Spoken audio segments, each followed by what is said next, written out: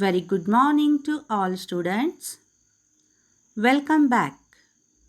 I am Mrs. Smita Amit Mangudkar, your English teacher. In the last lecture, we have discussed many things. For example, the meaning of prose, then the concept of icebreakers. I have introduced you mountaineering, and I have also given you the examples of two great mountaineers. Those are Arunima Sinha and Mark Inglis. Now, in today's lecture, we are going to discuss the actual icebreaker activities. So let us start. Lesson number 1.2. On to the summit, we reach the top by Tenzing Norgay, written in Times of India newspaper. So students, be ready, be careful, and let us start our first lesson, that is 1.2. On to the summit, we reach the top, written by Tenzing Norgay. Yesterday also we discussed about Tenzing Norgay.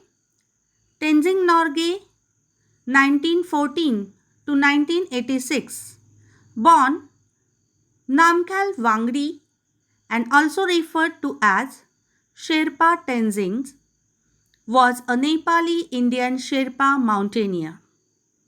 He was one of the first two individuals known to reach the summit of Mount Everest, which he accomplished with Edmund Hillary on 29th May 1953. कालच्या लेक्चरला सुद्धा मी तुम्हाला mountaineering ही concept सांगितली.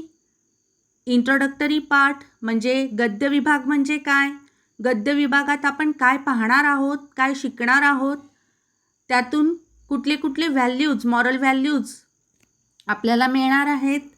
त्याचप्रमाणे आईसब्रेकर्स ही concept काय आहे, या सर्व गोष्टींची सविस्तर चर्चा केली.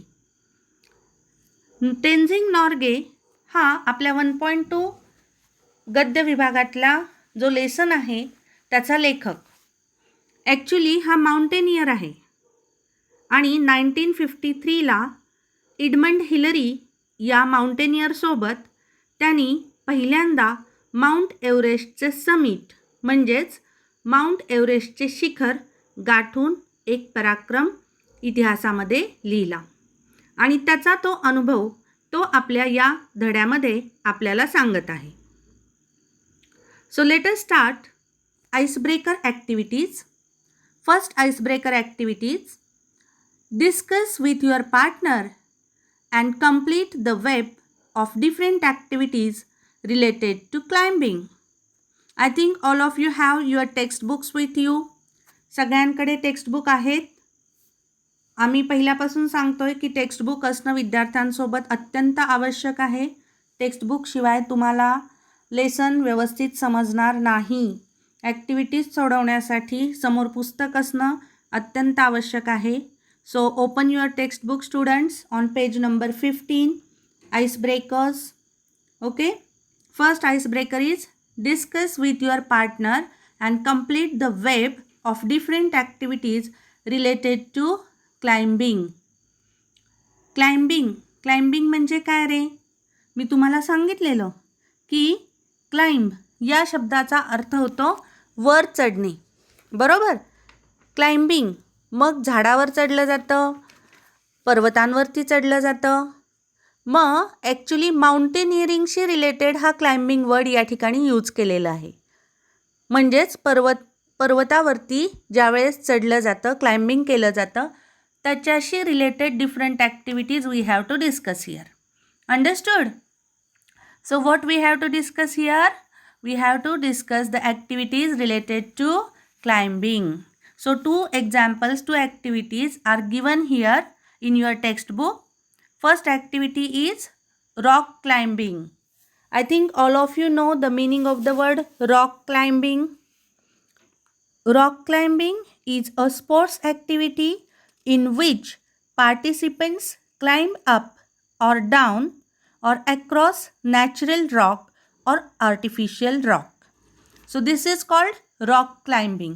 रॉक क्लाइम्बिंगचं मीनिंग काय आहे विद्यार्थ्यांनो, की असं स्पोर्ट्स आहे, असा खेळ आहे की ज्यामध्ये जे खडक असतात की नाही मोठे मोठे, त्या खडकांवरती चढायचं किंवा उतरायचं त्या खडकांवरून. मग तो खडक हा खरा असू शकतो किंवा आर्टिफिशियल म्हणजे खोटा म्हणजे बनवलेला असू शकतो. आलं लक्षामध्ये. प्रॅक्टिससाठी पहिल्यांदा आर्टिफिशियल रॉक्स यूज केले जातात. डायरेक्ट ते जे खरे मोठे खडक असतात त्याच्यावरती जात नाहीत. पहिल्यांदा प्रॅक्टिससाठी जे बिगिनर्स असतात ते आर्टिफिशियल रॉकवरती त्याची प्रॅक्टिस करत असतात. त्याला रॉक क्लाइम्बिंग असं म्हटलं जातं. समजलं सगळ्यांना. So this activity is related to climbing. Then the second activity which is given in your text book is rappelling. So what does it mean? Rappelling means what? Rappelling म्हणजे तुम्हाला सगळ्यांना माहिती आहे की उभा चढ असतो बघा, उभा चढ. आणि उभ्या चढावरून दोरीच्या साहाय्याने वरती चढलं जातं. कारण उभा जो पर्वत असतो, उभा जो चढ असतो ना, तो चढायला खूप अवघड असतो. तुम्हाला सगळ्यांना हिरकणीची गोष्ट माहिती आहे ना? हिरकणी शिवाजी महाराजांच्या काळामध्ये घडलेली घटना. शिवाजी महाराज ज्या गडावरती राहायचे त्या गडाचा नियम होता की सूर्यास्तानंतर त्या गडाचे सर्व दरवाजे बंद केले जातील आणि ते दुसऱ्या दिवशी सूर्योदय झाल्याशिवाय उघडणार नाहीत. आणि त्या काळामध्ये एक स्त्री गडावरती दूध द्यायला जात असे आणि एके दिवशी तिला दूध द्यायला जाण्यासाठी उशीर झाला आणि त्या ठिकाणी गडाचे दरवाजे बंद झाले सूर्यास्त झाल्यामुळे. त्या स्त्रीला घरी जाण्याची खूप खूप घाई झाली होती. का? कारण तिचं छोटं बाळ, अगदी 3-4 महिन्याचं बाळ तिची वाट पाहणार होतं आणि ते तिच्याशिवाय रात्रभर राहू शकणार नव्हतं. आईची माया कशी असते बघा. तिने शिवाजी महाराजांच्या मावळ्यांना विनंती केली, पण मावळे काही नियम तोडायला तयार नव्हते. महाराजांचा नियम होता. मग हिरकणीने मनाशी गाठ बांधली आणि आपल्या बाळासाठी एक आई काय करू शकते हे तिने त्या काळामध्ये सिद्ध करून दाखवलं. ती त्या उभ्या गडावरून, उभ्या कड्यावरून खाली उतरली दोरीच्या साहाय्याने आणि मग ही गोष्ट सगळ्या गावामध्ये पसरली. मग शिवाजी महाराजांनी त्या ठिकाणी तिला शिक्षा न करता आपल्या बाळासाठी एवढं धाडस दाखवणारी स्त्री म्हणून तिचा दरबारामध्ये सत्कार केला गेला. त्याला म्हणतात रॅपलिंग. म्हणजे उभ्या कडावरून खालीवर करणे दोरीच्या साहाय्याने. त्यावेळेस तर तिच्याकडे दोरी होती की नव्हती हे माहीत नाही आपल्याला, पण तिने ते धाडस दाखवलं. कुणासाठी? बाळासाठी. म्हणजे आईच्या मायेमध्ये किती शक्ती असते हे आपल्याला या उदाहरणावरून समजते. So the writer asks us other activities related to climbing. So these 2 activities are given into your textbook. Now we have to mention other 5 activities. या 2 ॲक्टिव्हिटीज दिलेल्या आहेत. आता अजून 5 ॲक्टिव्हिटीज आपल्याला या ठिकाणी सांगायच्या आहेत. विचार करा बरं. Start thinking. कुठल्या कुठल्या ॲक्टिव्हिटीज आहेत? आला का विचार? केला का विचार सगळ्यांनी? बघा, मी या ठिकाणी आन्सर तयार केलेला आहे. Climbing. First activity is mountaineering. In the present lesson we are going to study that only. So the other activity is mountaineering, ज्याला आपण गिर्यारोहण असं म्हणतो मराठीमध्ये. बरोबर? म्हणजे पर्वताच्या शिखरावरती चढणे. Mountaineering. It is not an easy job students. There are so many risks, difficulties to climb the mountains. साधा आपल्याला 15 मिनटं अर्धा तास प्लेन रस्त्यावरून चालणं जड जातं, आपण रिक्षा करतो. माउंटेनियरिंग हे इतकं सोपं नाही आहे. Second activity is hiking. What does it mean? Do you know the meaning of the word hiking? So hiking is the activity of going for a long walk, especially across the country. Especially in Canada and US, this term is used. Hiking कोण करतं रे? आपल्या भारतातल्या लोकांना एवढी सवय नाही आहे hiking करण्याची. पण हां, आत्ता मॉडर्न एरामध्ये बरेचसे जण इंटरेस्टेड आहेत बरं का. म्हणजे लाँग वॉकवरती जाणे कंट्री साईडला. म्हणजे आपण काय करतो, एखाद्या वेळेस पिकनिकला जायचं झालं तर आपण बस ठरवतो, ट्रेन बुक करतो, बरोबर, किंवा एरोप्लेननी जातो. पण कुठलंही व्हेकल यूज न करता बाय वॉकिंग, चालत चालत मस्त फिरायचं, त्याला हायकिंग असं म्हटलं जातं. Then the next activity is rock climbing. We have already discussed it. Then parachuting. Yes, I think all of you know parachuting. That means drop from an aircraft by parachute. विमानामधून पॅराशूटनी जे खाली येतात की नाही, त्याला para shooting असं म्हटलं जातं. आपल्या बारामतीमध्ये सुद्धा एक 4 ते 5 वर्षापूर्वी पॅराशूटिंग त्यांनी 1 दिवसासाठी ठेवलं होतं ट्रेनिंग. आपल्याकडे आहे ना पायलटचं ट्रेनिंग दिलं जातं की नाही, एअरपोर्ट आहे बारामतीमध्ये, तर त्याला पॅराशूटिंग असं म्हटलं जातं. म्हणजे विमानातून पॅराशूटच्या साहाय्याने उडी मारणे खाली. Then the next activity is ice climbing. Do you know the meaning of the word ice climbing? Ice climbing means here it is similar to rock climbing. Rock क्लाइम्बिंगमध्ये आपण काय करतो, खडकावरती चढतो, बरोबर. आईस क्लाइम्बिंगमध्ये कशावरती? बर्फावरती चढणे. बर्फाच्छादित प्रदेशामध्ये जे पर्वत असतात, ज्या टेकड्या असतात, त्याच्यावरती चढायचं, त्याला काय म्हणतात? आईस क्लाइम्बिंग असं म्हटलं जातं. Next activity is trekking. Nowadays most of the students like this trekking. आवडतं की नाही सगळ्यांना? पहाटे 2-3लाच उठतात आणि ट्रेकिंगला जातात. का बरं? कारण पहाटेच्या वेळी हवा शुद्ध असते आणि स्टॅमिना जास्त असतो, एनर्जी जास्त असते. तेव्हा आपण सहजपणे एखाद्या हिलवरती, टेकडीवरती चढू शकतो. हल्ली मुंबईमध्ये ज्या मेट्रोपॉलिटन सिटीज आहेत ना, त्याच्यामध्ये ट्रेकिंगचे कॅम्प समर वॅकेशनमध्ये ठेवले जातात खास. म्हणजे अशा पद्धतीने all these are the activities which are related to climbing. I think all of you understood. Yes, one activity is remaining, that is bouldering. Okay, so bouldering means what here? An activity in which people climb up and over rocks at fairly low heights without using ropes.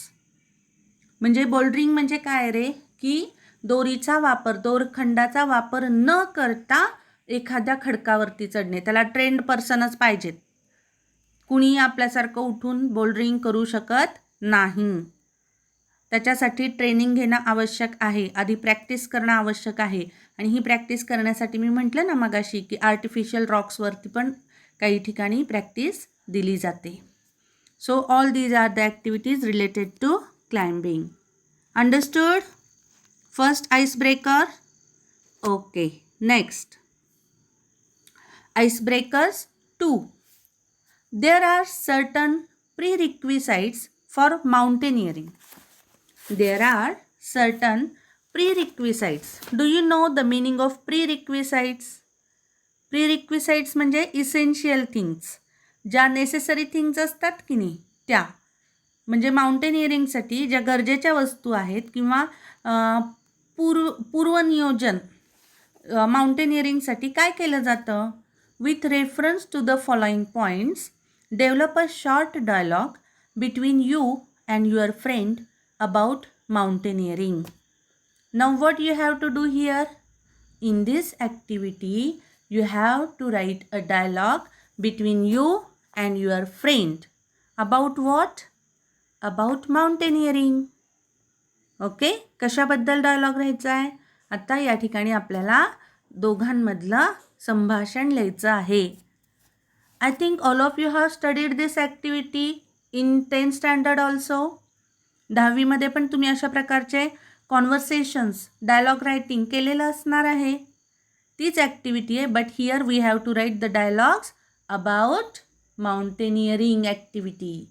कशाबद्दल लिहायचं आहे? माउंटेनियरिंगसाठी. And points are given here. With the help of given points we have to write this dialogue. So our first point is time. Second, distance. Third one, equipment. Fourth one, mental and physical fitness. Mental and physical fitness. Next point is clothes. And last point is training. So these 6 points are given in your textbook, and with the help of these points you have to write a dialogue between you and your friend. So start writing. Is it possible for you to write the dialogue? Okay, I will write the dialogue here for you. Let us see the dialogue. Raj, hey Samyak, how are you? Remember students, while writing the dialogues, your dialogue should be live. Live म्हणजे काय? जिवंतपणा असला पाहिजेत त्याच्यामध्ये. Dialogues म्हणजे विद्यार्थी काय करतात की जे पॉईंट्स दिलेत डायरेक्ट त्या पॉईंटवर लिहायला सुरुवात करतात. What is meant by dialogue writing? Dialogue means conversation, communication. When you meet your friend, that time first you say hello, hi, good morning, good afternoon, yes or no? So in the same way, while writing this dialogue writing, we have to start our dialogues with the same expressions. Understood? म्हणून dialogue writing करत असताना these expressions we have to use in our dialogue writing. हे सगळे expressions आपण आपल्या dialogue रायटिंगमध्ये वापरणं गरजेचं आहे, कारण हा डायलॉग लाईव्हली वाटला पाहिजे, जिवंत असा डायलॉग वाटला पाहिजे, बोरिंग नाही करायचं आपण. बघा विद्यार्थ्यांनो, language is not a boring subject, it is an interesting subject. Language bore करून शिकायचं नाही आहे. लँग्वेज शिकत असताना इंटरेस्ट असला पाहिजेत. You have to use your own imagination power. You have to use your own skills. तुमच्या स्वतःचे skills, you have to develop those skills. You have to inculcate your vocabulary. Then only you can write effective dialogues. Understood? So, Raj says, hey Samyak, how are you? Samyak says, hi Raj, I'm perfectly fit. What brings you here? बघा, राज म्हणतो की कसा आहेस तू? तो म्हणतो I am perfectly fit. I am fine म्हणतोय का? नाही, I am perfectly fit. What brings you here? आज इकडे कसं काय? Raj says, I want to congratulate you on being appointed as the president of the adventure committee. That means Samyak was appointed as the president of the adventure committee. सम्यकची appointment adventure कमिटीचा president म्हणून झालेली आहे आणि त्याच्यासाठी राज त्याचं कॉंग्रॅच्युलेशन करण्यासाठी आला. So what are your plans for this year?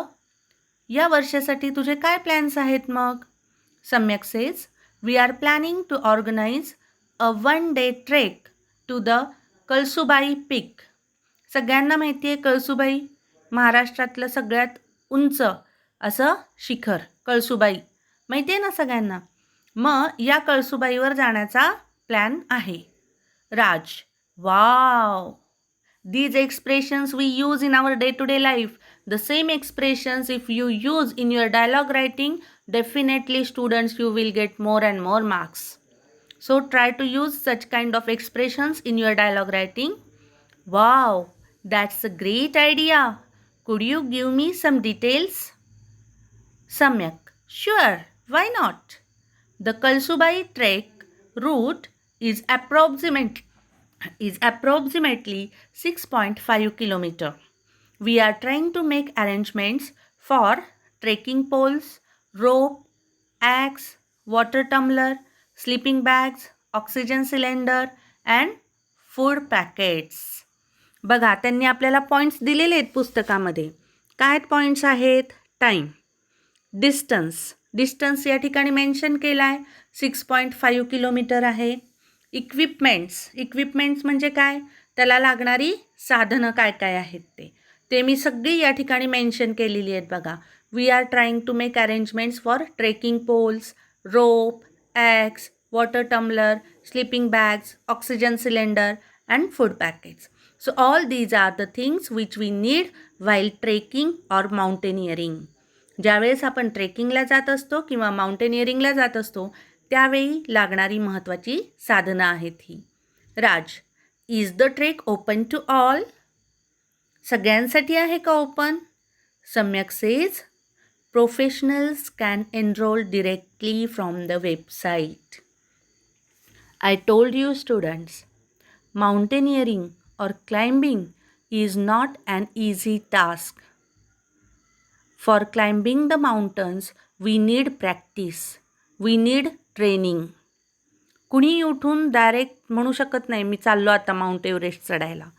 त्याच्यासाठी प्रॅक्टिस लागते, ट्रेनिंग लागतं. मग सम्यकनी या ठिकाणी अगदी विचार करून आणि योग्य उत्तर दिलेलं आहे. Professionals can enrol directly from the website. जे प्रोफेशनल्स आहेत म्हणजे जे नेहमी ट्रेकिंगला जातात तेच लोक पहिल्यांदा प्रेफर करतोय आम्ही. Since they have some experience, they will have the physical strength required to climb for hours. That means for trekking we need physical strength, we need stamina, we need energy. बरोबर. एखादा weak असेल त्याला ट्रेकिंगला घेऊन गेलात तर बाकीच्यांच्या ट्रेकिंगचं बोऱ्या वाजेल. बरोबर की नाही, सगळं डिस्टर्ब होईल. त्यामुळं जो फिजिकली फिट आहे, ज्याच्याकडे भरपूर स्टॅमिना आहे, एनर्जी आहे, अशा व्यक्तींना आम्ही ट्रेकिंगला घेऊन जाणार आहोत. राज, दॅट साऊंड्स एक्झॉस्टिंग. वाव, म्हणजे राज काय म्हणतोय बघा. अरे वा, हे तर खूप इंटरेस्टिंग आहे. सम्यक says, yes, one more important thing. One should be mentally fit to tackle any situation and not to be panic in any circumstances. See here students, for mountaineering, not for mountaineering, but while living our life. फक्त माउंटेनिअरिंगसाठी नाही तर जीवन जगताना सुद्धा you should be mentally prepared. आपण mentally prepare असणं खूप गरजेचं आहे. We should be mentally fit to tackle any kind of situation. कुठल्याही प्रकारचं संकट आलं तर ते हँडल करण्याची ताकद आपल्यामध्ये असणं अत्यंत आवश्यक आहे. आणि हे सम्यक त्या ठिकाणी सांगतोय की yes, one should be mentally fit to tackle any situation and not to be panic in any circumstances. Circumstances means difficulties. जर एखादं संकट आलं तर त्या संकटामध्ये घाबरून न जाता संकटाला तोंड देण्याची कॅपॅसिटी ज्या व्यक्तींमध्ये आहे त्याच व्यक्तींना आम्ही घेऊन जाणार आहे. ट्रेकिंगला जाणं, माउंटेनिअरिंगला जाणं याला धाडस लागतं. आणि तिथं जर काय झालं तर ती पूर्ण रिस्पॉन्सिबिलिटी आपण स्वतः आपल्या हिमतीवर घेणं गरजेचं आहे. आणि अशाच व्यक्तींना त्या ठिकाणी नेलं जातं. Plus those who sign up must have trekking shoes and a fleece jacket for the protection from the cold winds. आता क्लोथ्स हा एक पॉईंट दिला आहे बघा त्यांनी आपल्याला. बरोबर. मग त्याच्यासाठी मी या ठिकाणी पॉईंट टाकलेला आहे की ट्रेकिंगला ट्रेकिंग शूज महत्त्वाचे आहेत आणि फ्लीस जॅकेट. फ्लीस म्हणजे काय माहिती आहे तुम्हाला? Fleece means a kind of wool. Fleece actually the wool made up from ship, SHEEP. Ship म्हणजे काय? मेंढी. मेंढीपासून जी लोकर काढली जाते त्या लोकरीपासून जे जॅकेट बनवलं जातं त्याला फ्लीस असं म्हणतात. फ्लीस जॅकेट म्हणजे मेंढीच्या लोकरीपासून बनवलेलं. ती खूप उबदार असते लोकर. आलं का लक्षामध्ये? ते जॅकेट घालायचं आहे. कशासाठी? For the protection from the cold winds. कारण कळसूबाई शिखरावरती जात असताना गार हवा असणार आहे. जसं जसं आपण टेकडीवरती जायला लागतो तशी तशी गार हवा जास्त असते. आणि त्याच्यासाठी थंडीपासून संरक्षण करण्यासाठी या 2 गोष्टी गरजेच्या आहेत. राज, व्हॉट अबाउट बिगिनर्स? मग ज्यांना सुरुवात करायचं आहे ट्रेकिंगचं त्यांनी काय करायचं? Samyak says beginners can undertake a 1 month training. Training is our point. आपला पॉईंट आहे ट्रेनिंग. बिगिनर्ससाठी पहिल्यांदी 1 महिना ट्रेनिंग आहे. Since the trek is of average difficulty. कारण ट्रेकिंग करणं हे अवघड असतं. This will focus on building stamina also. आणि जे ट्रेनिंग अटेंड करतील त्यांचा स्टॅमिना हळूहळू बिल्डअप होणार आहे. Wow. Raj says, wow, your team has really done a great job for this year. राज त्याचं खूप कौतुक करतो. वाह, छानच प्लॅनिंग केलं आहे तुम्ही. Just now I remember some important work. अरे मला एक महत्त्वाचं काम आठवलं आहे. I have to go urgently. मला आता गेलं पाहिजे. How to conclude our dialogue writing. See here. कशा पद्धतीने आपलं डायलॉग रायटिंग कन्क्ल्यूड करायचं आहे हे महत्त्वाचं आहे. डायरेक्ट म्हणायचं नाही त्याला आता मी जातो असं म्हणायचं नाही की मग तुम्ही काय म्हणू शकता? Oh see my bus is here, I have to go now. बघ माझी बस आली आता मला गेलं पाहिजे. Or my train is there so I have to go. माझी ट्रेन आहे मला गेलं पाहिजे. मग तसाच तो काय म्हणतोय की just now I remember some important work. मला काही महत्त्वाचं काम आठवलं आहे आता मला गेलं पाहिजे. I will see you later. Bye bye. Samyak says, okay, bye-bye.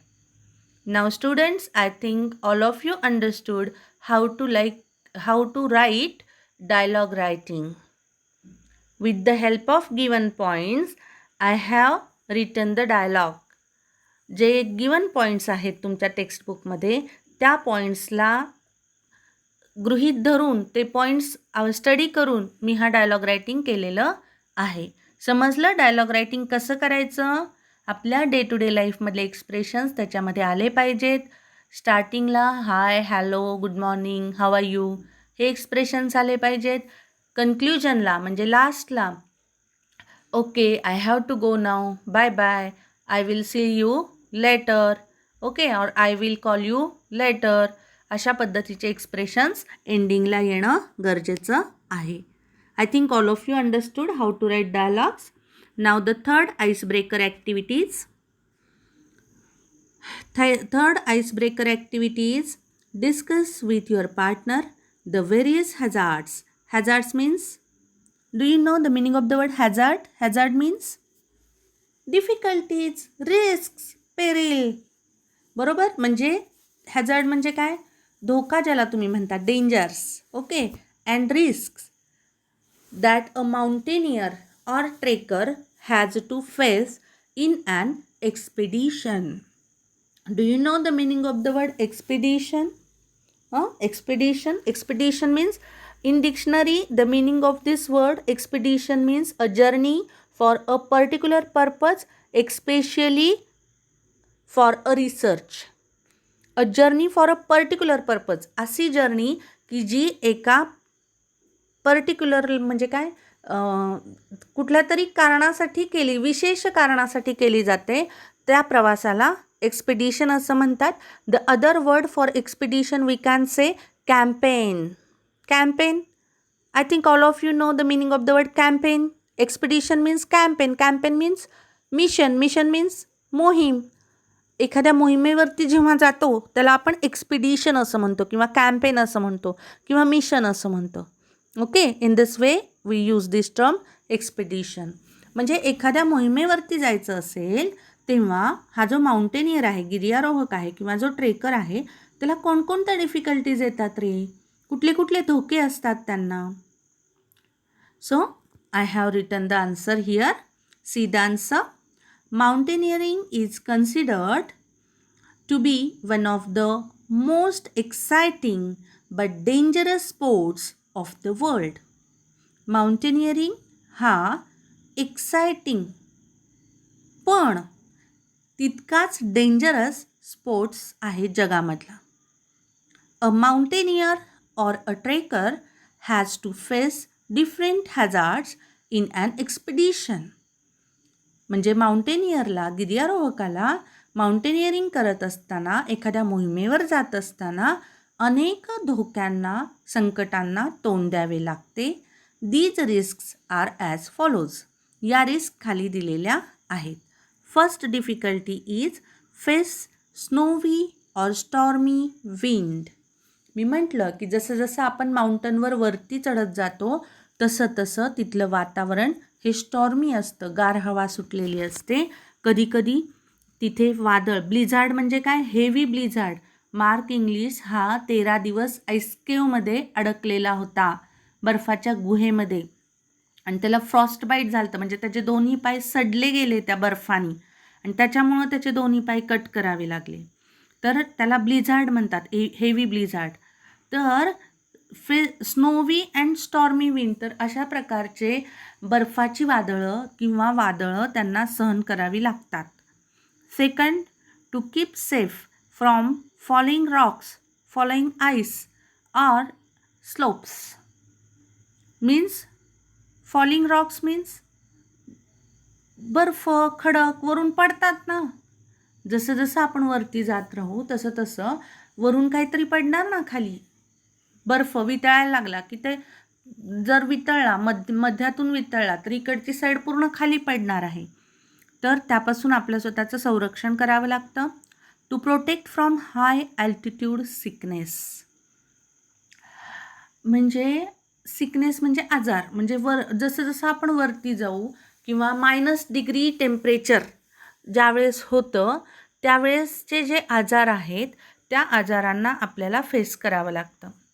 To carry wounds caused due to sliding or falling down.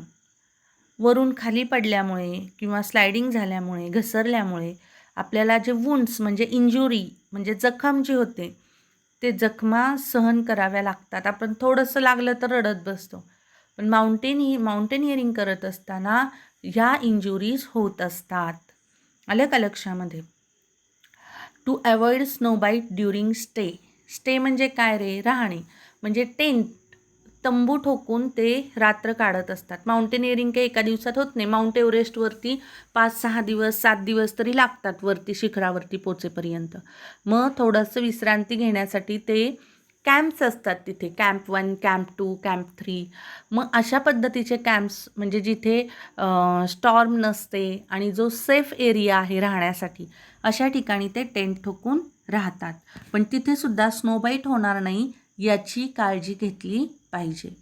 Equipment failure म्हणजे जी बरोबर घेतलेली साधनं आहेत की नाही, मी मगाशी तुम्हाला सांगितलं की वॉटर टम्बलर असेल, ऑक्सिजन सिलेंडर असेल, बरोबर, किंवा ती रोप असेल, तर ही सगळी साधनं व्यवस्थित वापरणं गरजेचं आहे. एखादं पडलं किंवा ऑक्सिजन सिलेंडरमधला ऑक्सिजनच संपला तर त्या ठिकाणी अवघड होईल, डिफिकल्टी येणार आहे, आणि त्यामुळे या सगळ्या गोष्टींची काळजी घेणं गरजेचं आहे.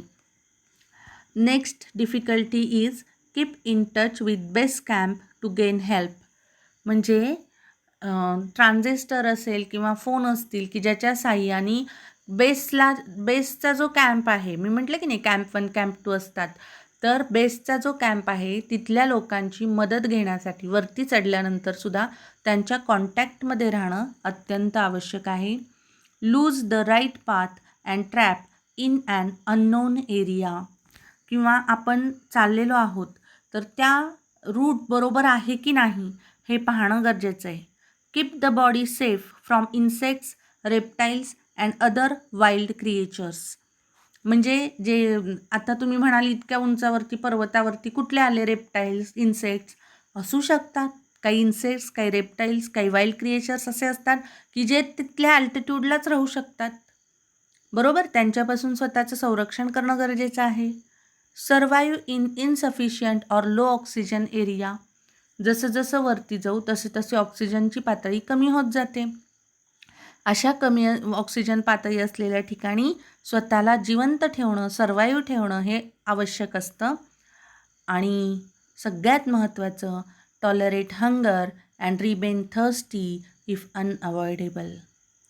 खायला प्यायला जर बरोबर घेतलेले फूड पॅकेट संपले आणि तुम्ही कुठे अडकलात तर त्या ठिकाणी तुम्हाला माहिती आहे मार्क इंग्लिश हा 5 दिवस अर्ध्या बिस्किटावरती, रोज अर्धं बिस्किट खायचा, तो अर्ध्या बिस्किटावरती राहिलेला आहे तो, आणि त्यानंतर तर तो पूर्ण उपाशीच राहावं लागलं त्याला 13व्या दिवशी त्याला हेल्प मिळाली. म्हणजे इतके दिवस तो 6व्या दिवसापासून 13व्या दिवसापर्यंत तो उपाशी होता आणि त्यात त्यांनी सर्वाईव्ह केलं. आणि त्यामुळं माउंटेनिअरिंग हे खरंच खूप डिफिकल्ट टास्क आहे. In this way we have discussed all the ice breaker activities. I think all of you understood. सगळ्यांना समजल्या या आईस ब्रेकर्स ॲक्टिव्हिटीज.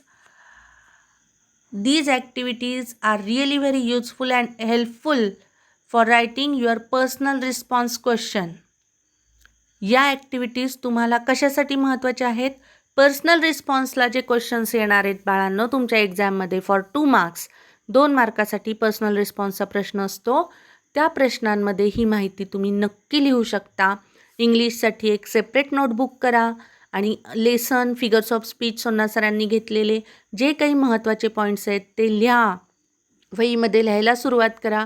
ज्यावेळेस आपलं कॉलेज सुरू होईल त्यावेळेस आम्ही तुमच्या नोटबुक्स चेक करणार आहोत. So I think today we have to stop here. I will start the lesson tomorrow. Okay. Today we have discussed ice breakers activities. So thank you students. Bye bye.